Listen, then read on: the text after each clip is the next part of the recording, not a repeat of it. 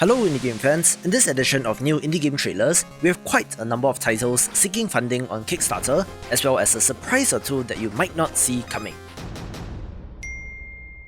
Let's begin with GigaSword, the pixel art action puzzle Metroidvania that I think looks pretty good. The main gimmick here revolves around the gigantic GigaSword that you wield, where it was intentionally designed in such a way to make combat feel deliberate and heavy. You're able to leave your sword behind in order to access new areas, temporarily losing the ability to attack, but enabling you to jump higher, grab ledges, swim and more, which could be interesting when combined with the puzzles and traversal. Add to that some nice pixel art and good action, and of course it has my attention, even having an upgrade skill tree for your sword with elemental magic. It is about 30% funded with 20 days to go on the campaign, so do support this if you can. Our next Kickstarter title is Thirsty Heroes, a pixel art deck building dungeon crawler management sim that has already been fully funded, looking absolutely fantastic and is for fans of the genre. Well, lost another one. Can't seem to get the hang of this. Listen, to manage a tavern of heroes, just focus on the 3 Ds. Dungeons, development, and drinks. And that's all there is to it? Recruit heroes, delve into dungeons, get loot, upgrade the castle and repeat, looking to have a very compelling gameplay loop. Yeah, they'll be fine. One of the wonders of modern game development is that through platforms like Kickstarter, all sorts of titles can be made, including Mawthorne, a very retro Metroidvania entry that is being built for the NES, Famicom and Dreamcast. Development on this game is actually complete, where the crowdfunding campaign is actually for funding physical production and shipping of cartridges, making this a cool little project that I think is worth supporting.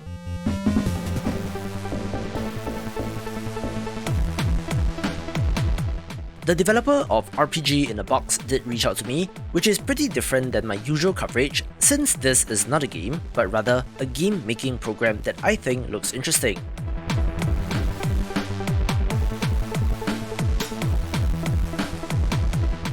It allows you to create 3D voxel titles with scripting, art, animation, combat, and more, where I think that tools like this can inspire a whole new generation of game developers, which is why I wanted to highlight this as well.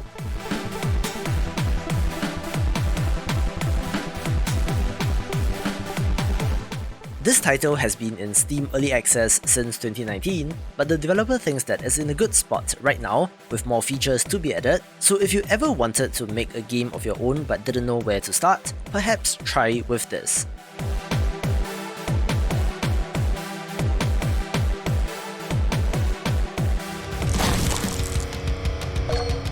One title that almost made my Monster Taming Games video, which you can watch, link in the top right, is Pry Into The Void, a grimdark monster taming RPG that I think has fantastic pixel art.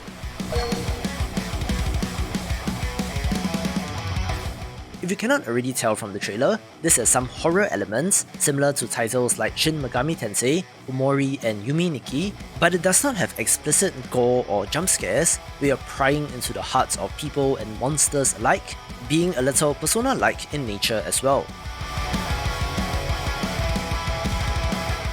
I do especially love the pixel art of the chickens in this trailer and hope to see more innovative monster designs, and with a relatively modest campaign, should be able to get fully funded.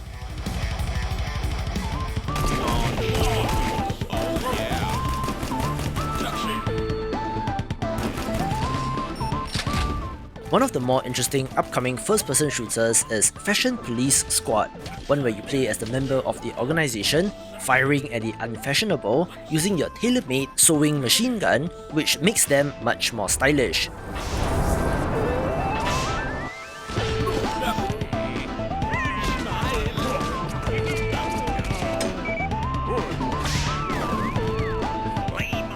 You're looking at a new trailer that the developer has given me access to, where you see some new weapons like the drip gun and some sort of garden gnome grenade, so if you're looking for a different type of FPS without the blood and gore, this might be one to watch.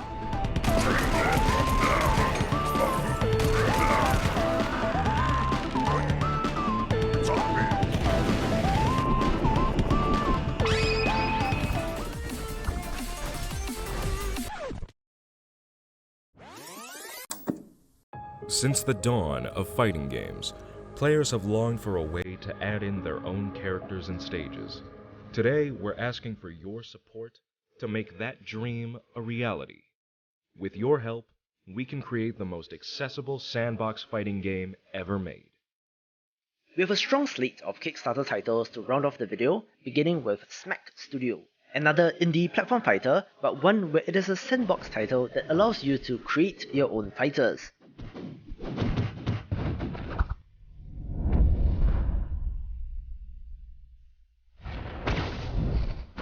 As such, it is basically Mugen Smash Bros, where the creation toolset and Steam Workshop support will be critical to the success and longevity of this game.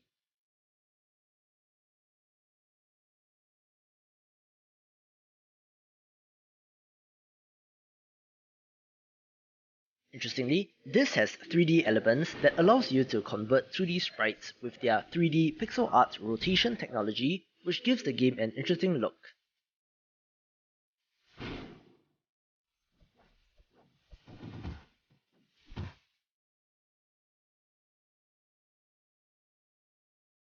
Admittedly, while the environments and background objects are a little drab, I do think that this has the potential to take off if a community manages to form around it, and with it already being fully funded, is one to keep an eye on.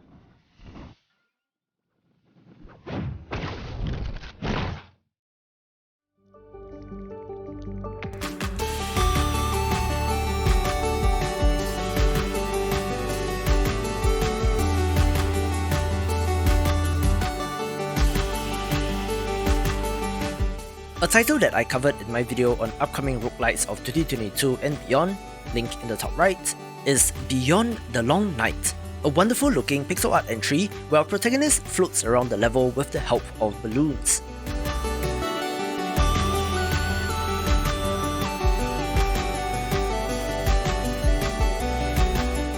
While the design of the main character is rather nondescript, being a blank slate so to speak, and looking like the guy from Downwell, the shoot 'em up action looks good, and is refreshing in that it is neither a top-down entry nor a platformer in the traditional sense.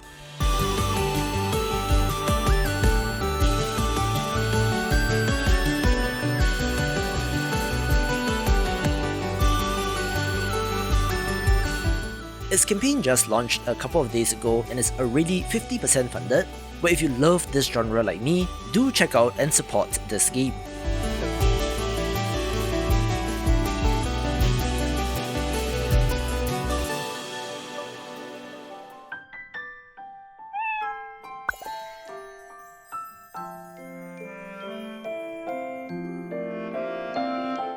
A fantastic looking Magic Academy live sim title that I have my eye on is Kitori Academy, which just launched its Kickstarter campaign and to no surprise is already fully funded.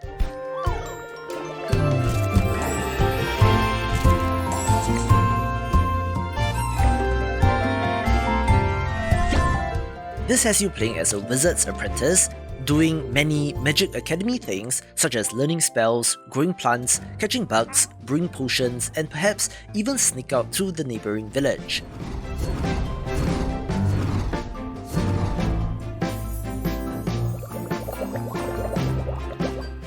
I last talked about this in my video on upcoming Magic themed games, which you can watch, link in the top right, where this game was pretty high up on that list since it looks very good and very promising, so I'm only happy to help showcase its campaign.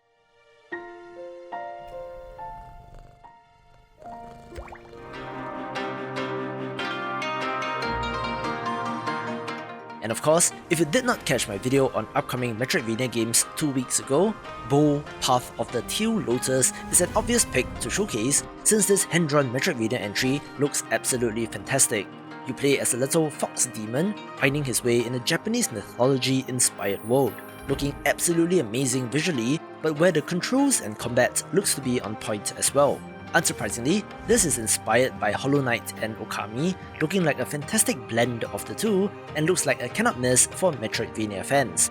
Just 10 days into the campaign, it has almost raised 3 times its target, so the hype certainly is there, and for good reason as well. So a huge congratulations to the team on a successful campaign so far, and best of luck with development, taking the #1 spot. For more Metroidvania games, watch these videos and I will see you after the jump.